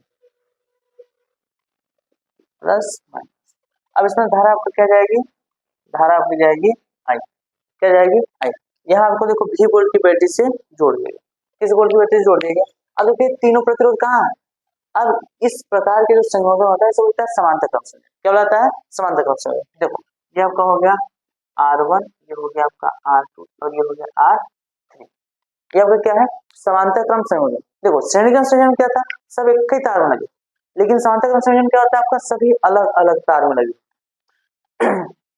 सभी क्या होते हैं अलग अलग तार। देखो ये आपका हो गया अलग तार हो गया, ये दूसरा तार हो गया, तीसरा तार, यानी समांतर क्रम संयोजन क्या होता है, जो प्रतिरोध होता है प्रतिरोधों का एक सिरा, यानी प्रतिरोधों का एक सिरा जो देखो इस प्रतिरोध के इस प्रतिरोध इन तीनों प्रतिरोध सिरा एक सिरा क्या है एक बिंदु पर, कहाँ है एक बिंदु पर है, इस बिंदु का नाम है ए, क्या नाम है ए। और देखो इन तीनों प्रतिरोधों का जो दूसरा सिरा है वो आपका है बिंदु बी पर, कहाँ है बिंदु बी पर। तो समांतर क्रम संयोजन होता क्या है, आपका सभी प्रतिरोधों का एक सिरा एक बिंदु पर, इन्हीं सभी का दूसरा सिरा किसी दूसरे बिंदु पर, इस प्रकार से क्या कहते हैं समांतर क्रम संयोजन। अब ध्यान से देखो इसमें धारा में क्या जा रही थी आई जा रही, कौन धारा जा रही थी आई। अब देखो जब यहाँ आगे पहुंची है तो यहाँ इसको तीन रास्ते मिले, कितने रास्ते मिले तीन रास्ते, तो आप बताओ क्या एक रास्ते में जाएगा कि दो रास्ते में जाएगा सभी में जाएगा, तो यहाँ से धारा होती सभी में जाती है यानी बढ़ जाता है। तो अब बताओ यहाँ धारा आपका आई थी, जब यहाँ जाएगी तो धारा बढ़ जाती है, तो देखो यहाँ क्या हो जाती है आपका, यहाँ हो जाता है I1, ये हो जाता है इसमें जाता है I2 और इसमें जाता है I3, यानी सभी में धारा क्या होती है अलग होती है, ये I1 I2 I3 सभी में धारा क्या होती है अलग, धारा क्या होती है अलग, तो सभी में धारा क्या होगी अलग अलग होगी, क्योंकि तीन प्रतिरोध, यहाँ से एक था यहाँ तीन प्रतिरोध है, तीनों में धारा जाएगी। अब देखो ये धारा यहाँ से I1 यहाँ I2 है यहाँ I3 है, और ये आगे आकर फिर से क्या हो गई मिल गई, अब मिलकर फिर से क्या बना दी I1, क्या बना दी I, समझ आप, यानी तीनों पहले तीन भागों में बटी, ये धारा आई थी तीन भागों में बटी फिर आगे चलकर मिल गई फिर एक धारा बना दी आई, समझ आ गया। और ये आपका क्या होगा विभाग तक। अब इसमें भी आपको एक चीज है, देखो इस चीज को आप समझ सकते हो अपने दिमाग से, देखो एक चीज नोट में आपको लिख लोगे, नोट क्या कि आपका समांतर क्रम है, किस क्रम में समांतर क्रम में, समांतर क्रम में क्या होता है, देखो आपका समांतर क्रम में जो धारा है, धारा क्या होता है ये असमान, इसके पहले वाला धारा क्या था समान, लेकिन यहाँ धारा क्या होता है असमान, और जो आपका विभवांतर होता है विभवांतर ये आपका समान, कैसा होता है समान। अब आपको समान कैसे होता है, तो अच्छा धारा समान ये तो समझ आ रहा है ना कि देखो यहाँ से तीन रास्ते है, तीन रास्ते वाला चला गया, लेकिन अब विभवांतर कैसे समान हो, तो ध्यान से विभवांतर की परिभाषा क्या पड़ी, कि दो बिंदुओं के बीच विभव में जो अंतर होता है, फिर ऐसे बोल सकते हो दो बिंदुओं के बीच एक आवेश को ले जाने किया गया कार्य क्या होता है, विभवांतर होता है। तो ध्यान से देखो, आपका एक बिंदु ए यहाँ पर बी, तो आप इसको यहाँ से इस रास्ते से ले जाओ, इस रास्ते से ले जाओ, या इस रास्ते से ले जाओ। देखो ए से कहाँ ले जा रहे हो, बी तक ले जा रहे हो, यानी बिंदुओं के बीच ही ले जा रहे हो, आप ए से बी तक ही जा रहे हो। आप ऐसे जाओ, ऐसे जाओ, ऐसे, दोनों के बीच दो ही बिंदु, कितने बिंदु, दो, यानी इन्हीं दोनों बिंदुओं के बीच ले जा रहा है, इसलिए इसका विभवांतर जो होता है वो समान होता है। क्या होता है, यानी इनके बीच जो विभवांतर होगा क्या होगा, समझ आ गया। चलिए अब हम इसको सॉल्व करें। इसको सॉल्व करेंगे किससे, आप ओम के नियम, किसके नियम से, ओम के नियम। तो देखो आप क्या कहोगे, ओम के नियमानुसार, अब ओम के नियमानुसार देखो अभी आप लिखे थे v बराबर क्या होता है, आई आर, v बराबर क्या होता है आई। अच्छा तो अगर अब आई बराबर लिखोगे क्या होगा, आई बराबर क्या होगा, v बटे, ये होगा कि नहीं, आई बराबर क्या होगा, v बटे आर, होगा ना। चलिए इससे अगर आप देखो यहाँ पर आपका i1 i2 i3 अलग अलग, तो अगर i1 निकालोगे क्या होगा, तो अगर आप i1 निकालोगे, i1 बराबर क्या होगा, देखो ये धारा निकालोगे, प्रतिरोध क्या है आर, तो क्या हो जाएगा आपका v बटे आर वन। क्यों, क्योंकि देखो इसका इसका इसका सभी विभवांतर क्या है, ये, तो इसका विभवांतर भी क्या होगा v, तो v बटे प्रतिरोध क्या है आर वन।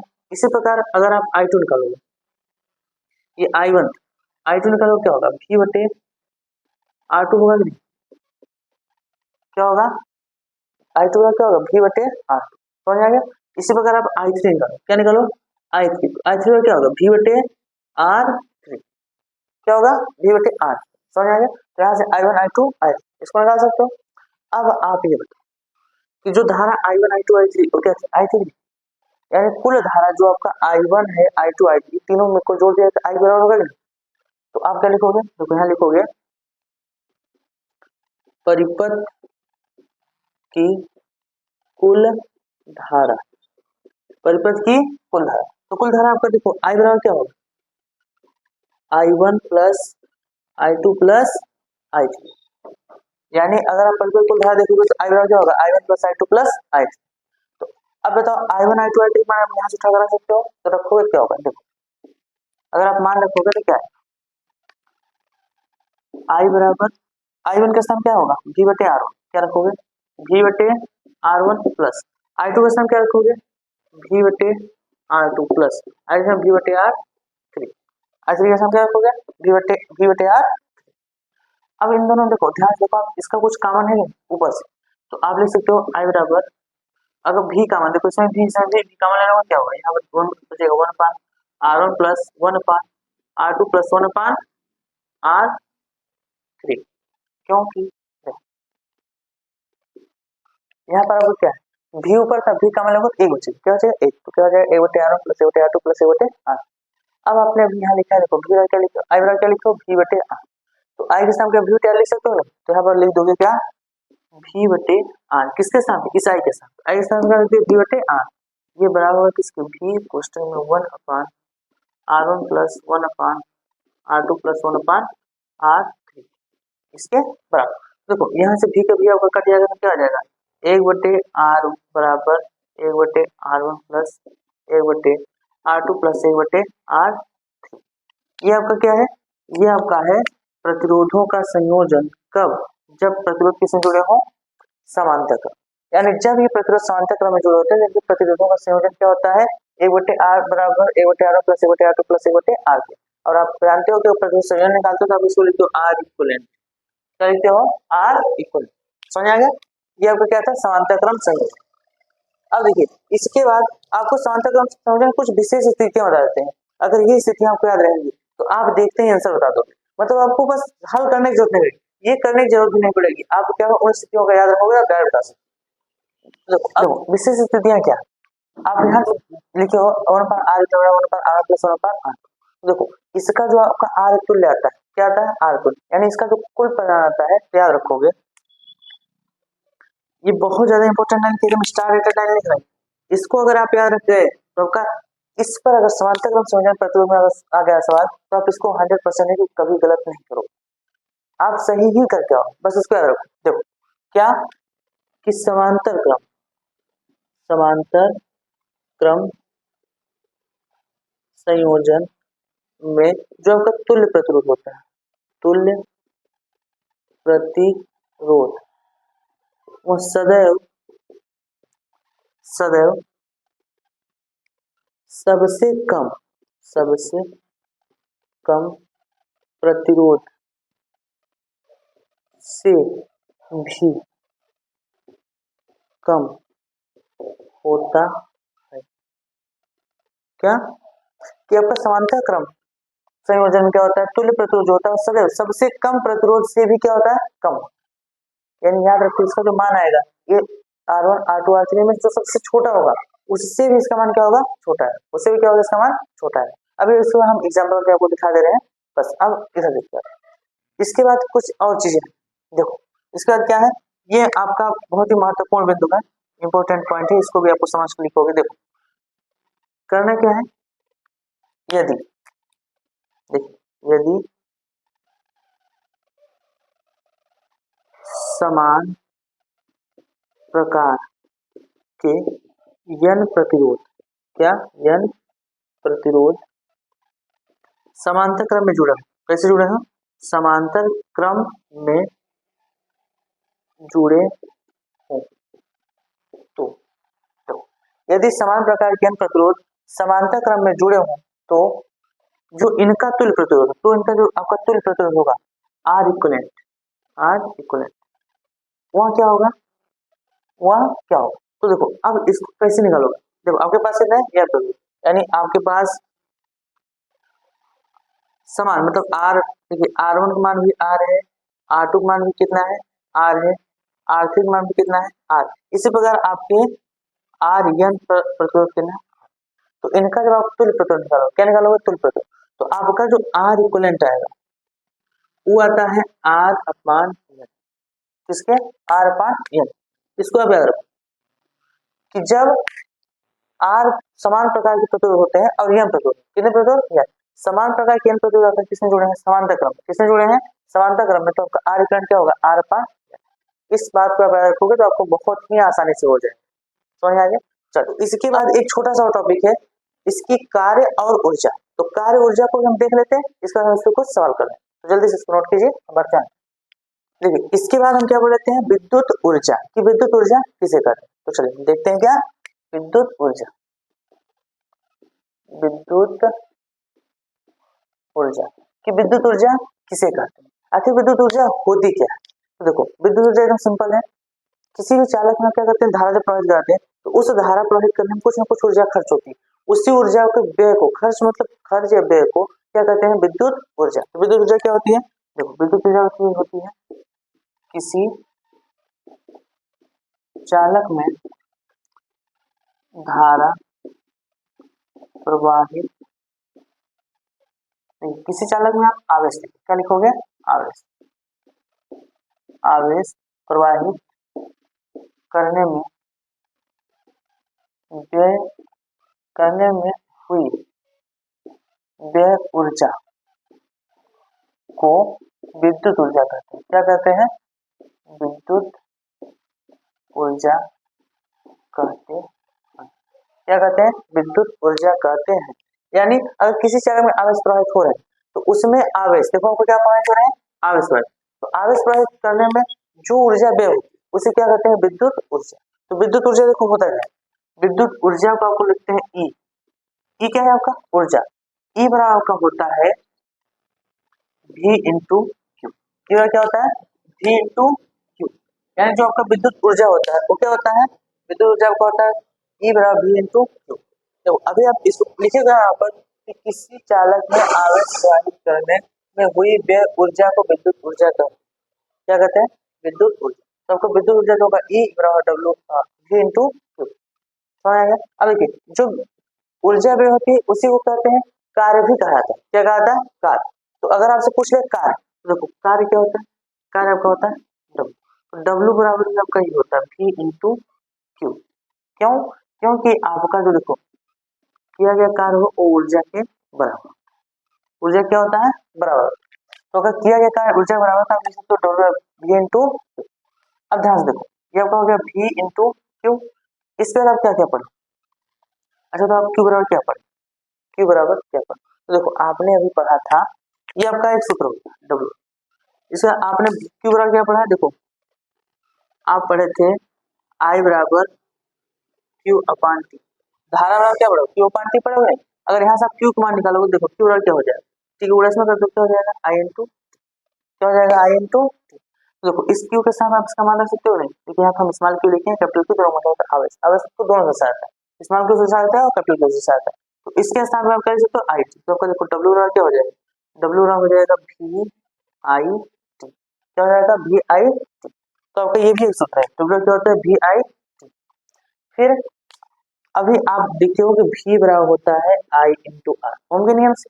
तो अगर v के साथ आप इसको रखोगे क्या हो जाएगा, देखो w बराबर आई आर, v के साथ हो गया, अब फिर क्या है आपका आई इंटू टी, तो क्या हो जाएगा, देखो सब गुणा करोगे तो आपको हो जाएगा आई पूरा इन होगा, क्या हो जाएगा आई स्क्वायर आर टी, क्या हो जाएगा आई स्क्वायर आर टी, हो जाएगा। अब यहाँ पर देखो एक और चीज कर सकते हो आप, क्या कि अगर आप आई का मान बदल दो, आई बराबर पढ़े हो v बटे आर, क्या पढ़े हो आई बराबर v बटे आर, अब यहाँ आई इस समय क्या है तो v बटे आर, तो क्या हो जाएगा w बराबर देखो v बटे आर, यहाँ क्या आई स्क्वायर है, इसका भी क्या कर दो स्क्वायर इंटू आर है, क्या कर दो आर, फिर ऐसा ही है। अब देखो अगर इसका स्क्वायर करो क्या होगा, w बराबर आपका होगा v square upon R into यहाँ आर है आर, सही है। अच्छा देखो स्क्वायर का v का स्क्वायर हो गया और बटे में आर का भी स्क्वायर हो जाएगा, क्यों क्योंकि दोनों का स्क्वायर। तो देखो एक आर से एक आर पर कट जाएगा, तो बचेगा क्या w बराबर बचेगा v square upon R into, तो आपका ये भी कार्य का एक सूत्र है, यानी आपके पास कार्य के कितने सूत्र हैं, टोटल 4 सूत्र। देखो पहला ये जो आपको मिला था w बराबर v क्यू, तो w बराबर क्या हो जाएगा v इंटू क्यू, तो इससे से हमने इसको लिखा है v आई टी, फिर w बराबर क्या आई स्क्वायर आर टी, फिर क्या बचा है आपका w बराबर v स्क्वायर बटे आर इंटू टी। देखो ये आपका किसका है, कार्य या ऊर्जा, देखो आपसे कार्य पूछे या ऊर्जा पूछे, दोनों का सूत्र वही है, क्योंकि डब्ल्यू ई बराबर, समझ आ गया। तो देखिए क्या था विद्युत ऊर्जा, ये क्या है विद्युत ऊर्जा, समझ आ गया। विद्युत ऊर्जा के बाद एक चीज और आती है, विद्युत ऊर्जा को उसमें प्रभाव या किसी चालक का उसमें प्रभाव, उसमें प्रभाव मतलब क्या होता है, अब इसका क्या पढ़ोगे आप, विद्युत ऊर्जा का उसमें प्रभाव। देखो विद्युत ऊर्जा का उसमें प्रभाव क्या होता है कि जब आप किसी चालक में धारा प्रवाहित करते हैं, क्या प्रवाहित करते हैं धारा प्रवाहित करते हैं, तो चालक कुछ गर्म हो जाता है, क्या होता है गर्म हो जाता है। तो जो चालक गर्म होता है वो कितना गर्म हो रहा है इसे बोलते हैं क्या आपका ऊष्मीय प्रभाव। तो ऊष्मीय प्रभाव क्या होता है, देखिए किसी चालक में जब आप क्या करते हैं धारा प्रवाहित करते हैं, धारा प्रवाहित करने से वह गर्म हो जाता है, हो जाता है, इसे क्या कहते हैं, इसे ऊष्मीय प्रभाव कहते हैं, इसे क्या कहते हैं ऊष्मीय प्रभाव कहते हैं। अब देखो ऊष्मीय प्रभाव कहते हैं, अब गर्म होगा तो इसमें कुछ ना कुछ ऊष्मा भी होगी, तो जो उत्पन्न ऊष्मा होती है उसे क्या कहते हैं ऊष्मीय ऊर्जा।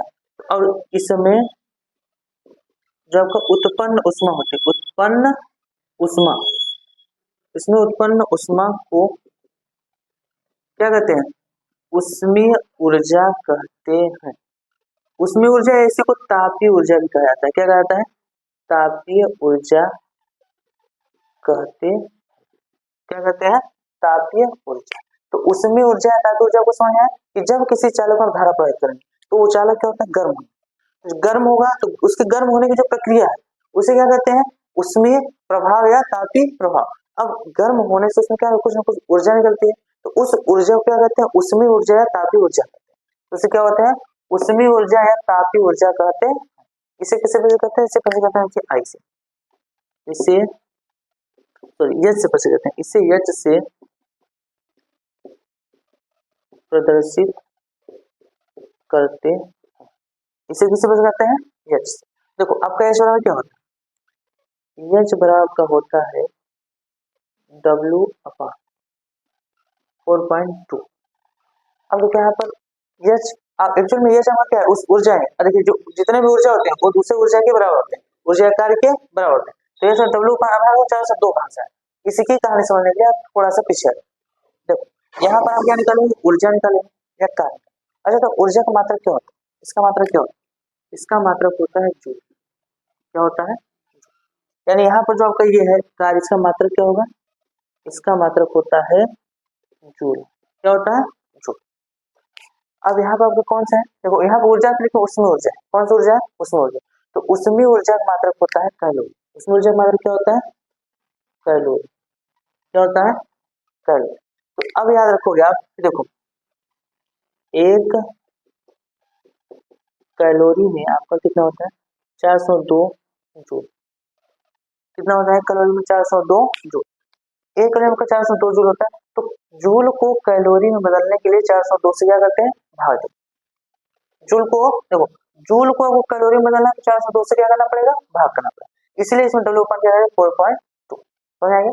अच्छा बताओ डब्ल्यू आप क्या सूत्र लिखो, देखो डब्ल्यू आप लिखो V I T I square R T, और क्या लिखो वी स्क्वायर टी अपन, ये लिखो। तो वहां पर भी आप ये सूत्र लिख सकते हो। तो देखो आप यहाँ से क्या लिख सकते हो, यहाँ से आप लिख सकते हो एच बराबर वी आई टी अपान 4.2 बराबर I square R T upon 4.2, और इसके बराबर होगा V square T upon 4.2 into, यानी ये तीनों के होंगे इसके बराबर। ये आपका किसका है, उसमें ऊर्जा का सूत्र। ये किसका सूत्र है, उसमें ऊर्जा। यानी ये सारा क्या, V I T upon 4.2 I square R T upon 4.2 V square T upon 4.2। यानी देखो इन तीनों सूत्रों को हम क्या किए, बस 402 से क्या करते भाग कर दिए, बस उससे ज्यादा कुछ है बता, सब कुछ वही। अब बस एक चीज बता है मात्र, यहाँ आपका मात्र जूल था, यहाँ मात्र क्या हो गया कैलोरी, यहाँ मात्र क्या हो गया कैलोरी, बस खत्म। आप इसको नोट कर लीजिए। इसके बाद एक और छोटा, चलिए जल्दी से इसको नोट कीजिए। एक अंतिम टॉपिक क्या है, अंतिम टॉपिक आपका है शक्ति। क्या है, शक्ति। इस शक्ति किसे कहते हैं, शक्ति पावर। अब ये क्या होता है, तो देखो किसी भी आप कोई भी चीज वस्तु ले लो, या फिर कोई भी आप सामान ले लो, इंजन ले लो, या कोई भी ऐसी चीज जो कार्य करे। देखो कोई भी इंजन है, उसकी शक्ति कितना, आप देखते हैं ना कोई भी इंजन है वो कितना कार्य कर सकता है, उसका कितनी शक्ति कितनी पावर है। तो जो शक्ति होती है वो क्या होती है, किसी भी के द्वारा किया गया जो कार्य, उस कार्य में लिया गया समय क्या कहलाता है, शक्ति का। यानी किसी यंत्र द्वारा कार्य करने की क्षमता को शक्ति या सामर्थ्य क्या कहते हैं, सामर्थ्य, सामर्थ्य कहते हैं। क्या कहते हैं, शक्ति या सामर्थ्य कहते हैं। इसे P से प्रदर्शित करते हैं। इसे किसे पे करते हैं, P से। देखो आपका जो शक्ति होता है क्या होता है, किसी कार्य करने की क्षमता होती है, इसे क्या कहते हैं, शक्ति कहते हैं। तो आपका जो शक्ति होता है, शक्ति बराबर होता है कार्य बटे समय, कि वह किसी कार्य को कितने समय में कर रहा है, या फिर एक कार्य करने में कितना समय ले रहा है। तो किए गए कार्य में और तथा लिया गया समय को ही क्या कहते हैं, शक्ति। यानी किसी वस्तु किसी यंत्र द्वारा किए गए कार्य में लिया गया समय, उस यंत्र का कहलाता है शक्ति। तो शक्ति का क्या हो जाएगा, कार्य बटे समय। अब आपको पता है शक्ति किसे हो सकते हैं, पी से। तो देखो आप क्या लिख सकते हो, पी बराबर डब्ल्यू अपान, क्या लिख सकते हो, पी बराबर डब्ल्यू अपान, ये आपका क्या हो गया, शक्ति। अब देखो यहाँ डब्ल्यू आपका है, डब्ल्यू क्या है, कार्य। तो अभी आपने कार्य के कुछ क्या निकाले थे, सूत्र निकाले। तो देखो वो सूत्र वहां पे लिखा है, बस उनके बटे 402 नहीं था। तो अगर वहां से आप इसका मान निकालोगे तो क्या आएगा, देखो आप लिख सकते हो पी बराबर, क्या लिख सकते हो, पी बराबर, देखो डब्ल्यू है, डब्ल्यू के साथ लिख सकते हो वी आई टी। तो वी आई टी में अगर टी से भाग दो क्या जाएगा, सिर्फ आ जाएगा वी आई, क्या जाएगा। फिर आपने पी बराबर लिखना है, तो देखो आपने एक और लिखा था आई स्क्वायर आर टी अपन, फिर क्या करो टी, तो टी से फिर कर जाएगा, क्या जाएगा आई स्क्वायर इंटू आर। एक और था आपका पी बराबर, देखो यहाँ पर था आपका V square T upon R, इसके बटे आपका क्या हो जाएगा टी। तो देखो यहाँ टी से टी फिर कट जाएगा तो आपका क्या आ जाएगा v स्क्वायर अपॉन, ये क्या होगा शक्ति के सूत्र। तो आप अगर इसको एक लाइन लिखोगे क्या लिखो, देखो टी वाला लिख सकते हो आप, देखो पहला क्या वी आई तो क्या लिखोगे v इंटू आई, तो क्या लिखोगे v इंटू आई। दूसरा क्या आपका आई स्क्वायर आर, तो यह भी लिख सकते हो आप, क्या लिख सकते हो आई स्क्वायर आर, या फिर एक और सूत्र लिख सकते हो आप क्या v स्क्वायर बटे आर। तो ये सभी किसका सूत्र है, ये सभी आपके सूत्र हैं शक्ति के। किसके सूत्र है शक्ति, तो इससे शक्ति क्या क्या सूत्र होंगे। अब छोटा सा एक टॉपिक और है, आप इसका मात्रा बता दो, क्या बता दो मात्रा, इसका मात्रा यहाँ बताओ क्या होगा। देखो यहाँ से अगर आप इसका मात्रा देखोगे, यहाँ से देखो क्या है कार्य बटे समय, तो कार्य का मतलब क्या होता है जूल, तो जूल बटे समय का मतलब सेकंड, तो क्या हो जाएगा जूल प्रति सेकंड। अब यार देखो जूल प्रति सेकंड को कहा जाता है वाट, क्या कहा जाता है वाट, ऐसे प्रदर्शित किया जाता है कैपिटल डब्ल्यू, तो वाट के स्थान में आपका कैपिटल डब्ल्यू भी लिखा होता है। तो देखो आपका शक्ति क्या होता है वाट, वाट में कैपिटल डब्ल्यू, क्या होता है कैपिटल डब्ल्यू। अब देखो कैपिटल डब्ल्यू इसको कहते हैं वाट, तो आप याद रखो कि शक्ति का मात्रा क्या होता है वाट, समझ आ गया, इसको नोट करो। चलिए अब हम क्या पढ़ेंगे, एक छोटा सा बहुत महत्वपूर्ण है आपका क्या टॉपिक, क्या तो देखिए हम अपने घरों में विद्युत ऊर्जा किस प्रकार यूज करते हैं। जैसे आपके घर में क्या लगा है मीटर लगा होता है, अब उस मीटर में क्या होता है आप देखते हो कि कुछ ना कुछ मान बताता रहता है, वो किसमें बताता है किलोवाट घंटा में बताता है, या उसको एक नाम दिया जाता है यूनिट। तो उसी यूनिट में जितना आपके घर में खर्च होता है उसके आधार पर क्या होता है बिल आता है, लाइट का बिल। तो हम कितना यूज करते हैं और वो यूनिट बनता कैसे है, आप उसको पढ़ लेंगे। आज के पहले आपने जो नहीं जानते थे तो आपको जितना बिल लगा दे देते, लेकिन अब आप निकाल सकते हो कि आपके घर का कितना यूनिट जला है, कितना बिजली खर्च हुआ है और उसका कितना बिल आना चाहिए। तो आप उससे बिल वाले ज्यादा ले रहे हैं, लाइट वाले बिल ज्यादा ले रहे हैं, कम ले रहे हैं, तो आप ये देख सकते हो और आप निकाल भी सकते हो कि निकलता कैसे। तो चलिए स्टार्ट करते हैं, आज हम क्या पढ़ेंगे हैं विद्युत ऊर्जा का, विद्युत ऊर्जा का व्यवहारिक मात्रा, क्या लिखने वाले विद्युत ऊर्जा का व्यवहारिक मात्रा। देखो विद्युत ऊर्जा का व्यवहारिक मात्रा क्या होता है, तो देखो जो ऊर्जा है, ऊर्जा का मात्रक क्या होता है जूल, जूल ऊर्जा का बहुत छोटा मात्रक, जूल क्या है ऊर्जा का बहुत छोटा मात्रक है। तो इसको घरेलू और औद्योगिक कार्यों में जो ऊर्जा का मात्रा रखा गया वो एक अलग मात्रा रखा गया, या इससे बड़ा मात्रा रखा गया, जिसका नाम क्या है, उसका नाम है किलोवाट घंटा। क्या नाम है किलोवाट घंटा। एक किलोवाट घंटा को एक और नाम से जानते हैं बोर्ड ऑफ ट्रेड यूनिट। क्या नाम जानते हैं बोर्ड ऑफ ट्रेड यूनिट। देखो आपका जो ऊर्जा है, ऊर्जा का जो मात्रक, मात्रक क्या है जूल, तो जूल क्या है बहुत छोटा मात्रक, ये क्या है बहुत छोटा मात्रक। इसके लिए हमने क्या किया एक बड़ा मात्रक किया। ऊर्जा का दूसरा मात्रक क्या है, ऊर्जा का व्यवहारिक मात्रक आपको, कौन सा मात्रक व्यवहारिक मात्रक, इसे बोलते हैं किलो वाट घंटा, या इसे बोलते हैं क्या बोर्ड ऑफ ट्रेड यूनिट। क्या बोलते हैं बोर्ड ऑफ ट्रेड। तो बोर्ड ऑफ ट्रेड तो क्या होता है स्मॉल बी टी यू, क्या कहता है बीटीयू। देखो बीच क्या होगा बोर्ड ऑफ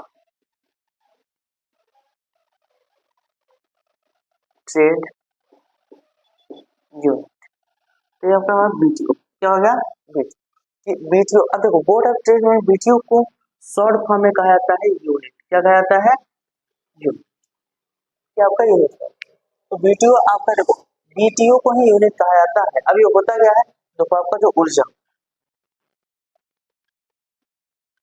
इसका सूत्र क्या होता है देखो, इसका होता है वाट गुणे घंटा गुणे दिन बटा एक।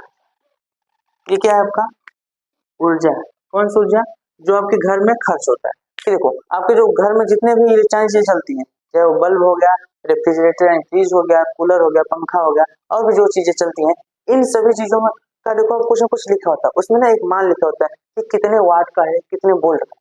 तो कितने वाट का है तो आपका वाट, जैसे आपके घर में 4 बल्ब देखे, आप ये देख लो सभी बल्ब कितने कितने वाट का है, तो कितना वाट का है। अब वो 24 घंटे में कई घंटा जलते हैं, उससे गुणा घंटा, और आप कितने दिन का बिल निकालना चाहते हो उसमें दिन को गुणा करो, और इन सभी को गुणा करने में बटन क्या कर दो 1000। इससे जो आपका मान आएगा वो आपका आएगा यूनिट मान। ऊर्जा है, देखिए ऊर्जा है, और यह आएगा किसमें, यूनिट, किसमें आएगा, यूनिट। अब 1 यूनिट का आपके यहाँ कितना खर्च है उसका उसमें गुणा कर दो, आपका क्या निकल जाएगा बिल, कि बिजली का बिल कितना आना चाहिए और कितना आ, इससे आप क्या कर सकते हो, घर का अपना बिल निकाल सकते हो।